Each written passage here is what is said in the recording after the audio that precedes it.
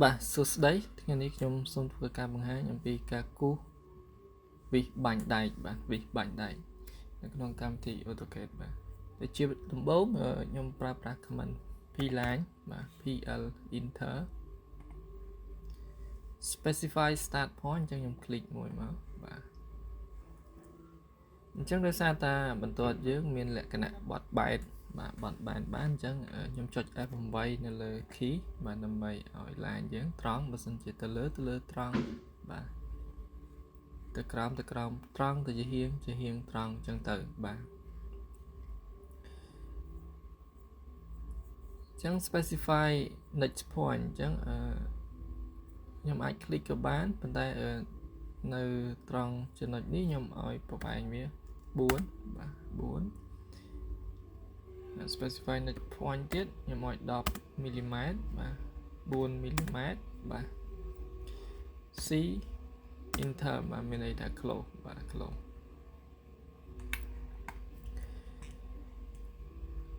បាទជាបន្តទៅទៀតខ្ញុំធ្វើការ extrude object នេះបាទ extrude ext enter បាទ select object to extrude បាទអញ្ចឹងខ្ញុំ select object enter បាទ specify height of extrusion អញ្ចឹងខ្ញុំ extrude កម្ពស់វា4បាទឥឡូវខ្ញុំទទួលបាន object មួយបាទមានរាងបែបនេះ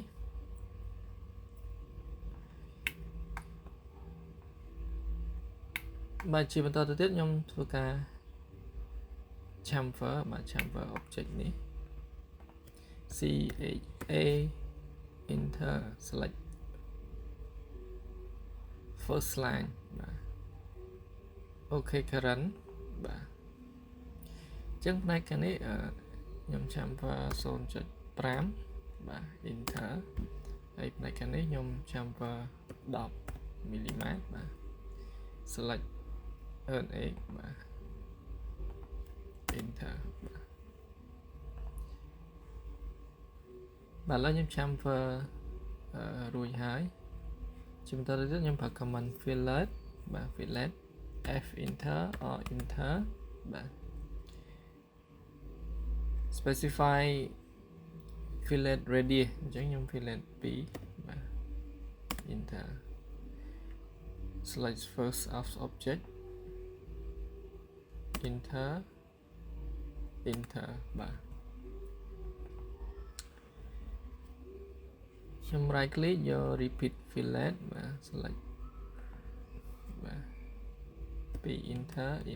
បាទ right click repeat fillet select object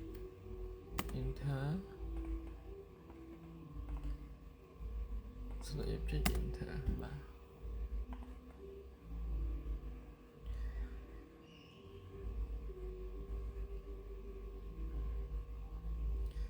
បាទแล้วបន្ទាប់ពីយើង fillet រួចបាទយើង fillet រួចមានលក្ខណៈបែបនេះ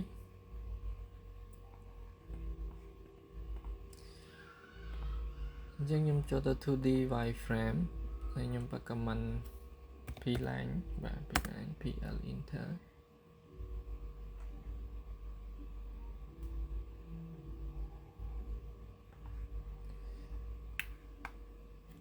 1 enter បាទ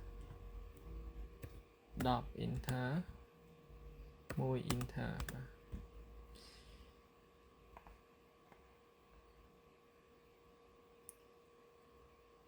បាទជាបន្តទៅទៀតខ្ញុំធ្វើការ chamfer CHA enter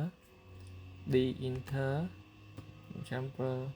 1 enter 2 enter អញ្ចឹងមានន័យថា chamfer ផ្ទៃខាងនេះ1ផ្ទៃខាងនេះ2select object ណា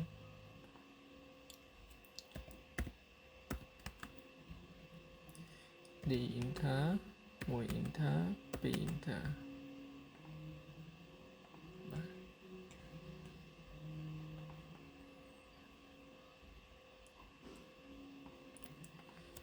បាទ command pline ជាបន្ត pl enter 2 enter 10 enter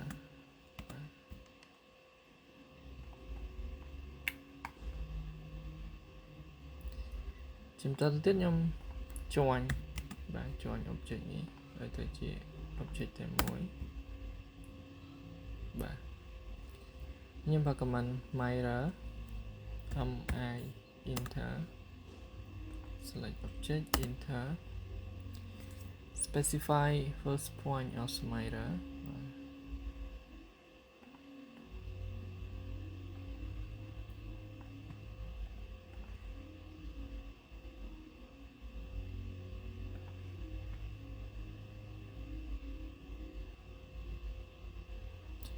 ជំតទៀត specify second point of mirror បាទនៅត្រង់ចំណុចនេះបើសិនជា yes មានន័យថាលុប object ចាស់បើសិនជា no មានន័យថាមិនលុប object ចាស់ទេអញ្ចឹងខ្ញុំយក no មានន័យថាអត់លុប object ចាស់នេះទេ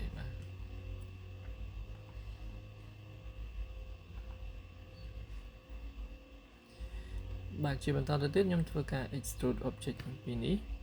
ext enter ហើយ object នេះខ្ញុំ extrude ចុះក្រោមឡើងលើ2 mm បាទ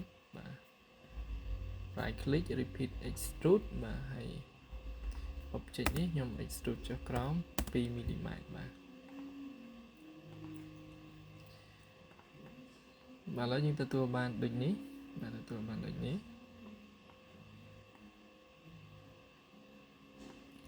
ជាបន្តទៅទៀតខ្ញុំធ្វើការ hide object នេះ select object ចូលទៅ hide object បាទខ្ញុំ fillet enter or enter p enter ប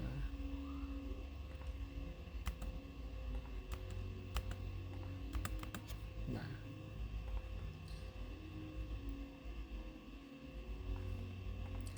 ខ្ញុំ in object នេះវិញ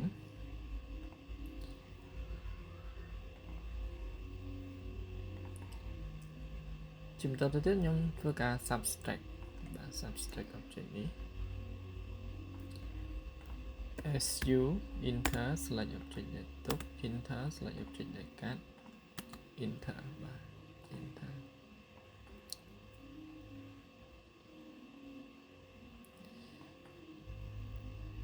បាទនេះគឺជាមុខវិសបាញ់ដែកបាទអញ្ចឹងជាបន្តទៅទៀតខ្ញុំប្រើ command fillet enter or enter p enter select object enter បាទ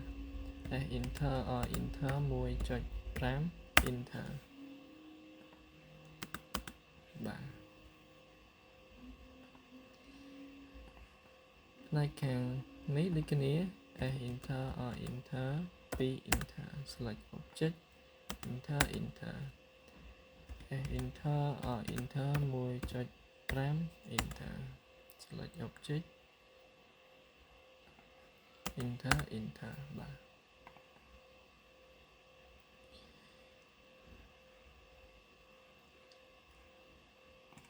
បាទដោយសារតែនៅផ្នែកខាងចុងនៃមុខវិសបាញ់ដែកនេះគេមានកាត់ជាឆិតអញ្ចឹងបាទកាត់ជាឆិតកាត់ពីឆិតបាទអញ្ចឹងខ្ញុំចូលទៅ 2D wireframe បាទ 2D wireframe បាក់ command p-line បាទវាយ10 mm បាទជំតទៅទៀតខ្ញុំ hide object នេះបាទ hide បាទ command p-line pl enter បាទប្រវាយ 2.2 mm 1.5 mm c enter បាទ c enter ពេលខ្ញុំ revolve object នេះ rail enter select object enter specify axis start point អញ្ចឹងខ្ញុំ click មួយបាទ specify axis in point ខ្ញុំ click ចុងនេះមួយទៀតមកហើយខ្ញុំ revolve 360 degree អញ្ចឹង enter យកតែម្ដងបាទ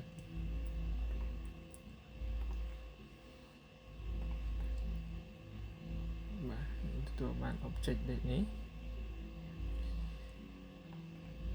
ខ្ញុំ in object នេះវិញ in object installation បាទ តទៀតខ្ញុំ subtract វាបាទខ្ញុំកាត់ object su enter select object ឲ្យទុក select object ឲ្យកាត់បាទឥឡូវយើងទទួលបានចុងវិសបាញ់ដែកមួយហើយបាទចុងវិសបាទ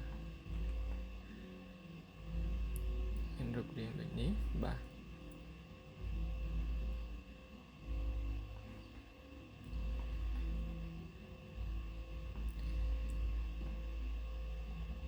បាទដូចជាបន្តទៅទៀតខ្ញុំសូមធ្វើការបង្ហាញអំពីការគូសផ្ទៃខ្លួនរបស់វិសនេះបាទផ្ទៃខ្លួនអញ្ចឹងខ្ញុំប្រើ command ខ្ញុំចូលទៅ version បន្ទាប់មកខ្ញុំយក right បាទខ្ញុំប្រើ command circle c enter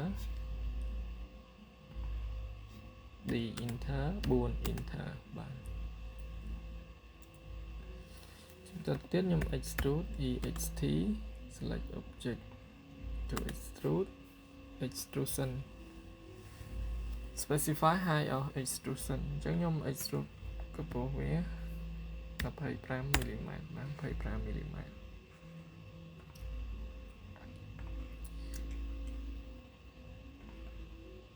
បាទ25មីលីម៉ែត្រ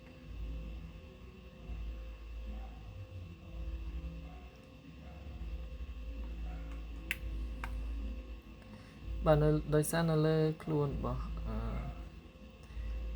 វិសបាញ់ដែកនេះគឺមានខ្សែខ្ចៅបាទមានខ្សែខ្ចៅអញ្ចឹងដើម្បីបង្កើតខ្សែខ្ចៅបានខ្ញុំប្រើ command helix បាទ helix បាទ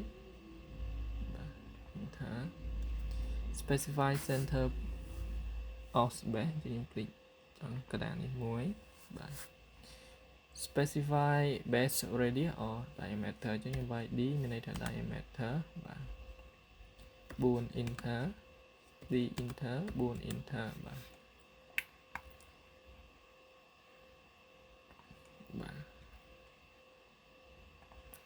ខ្ញុំទទួលបាន helix មួយបាទដូចនេះវីដេអូនេះខ្ញុំសូមបញ្ចប់តែត្រឹមប៉ុណ្ណេះជួបគ្នានៅវីដេអូក្រោយជាបន្តទៀតបាទសូមអរគុណ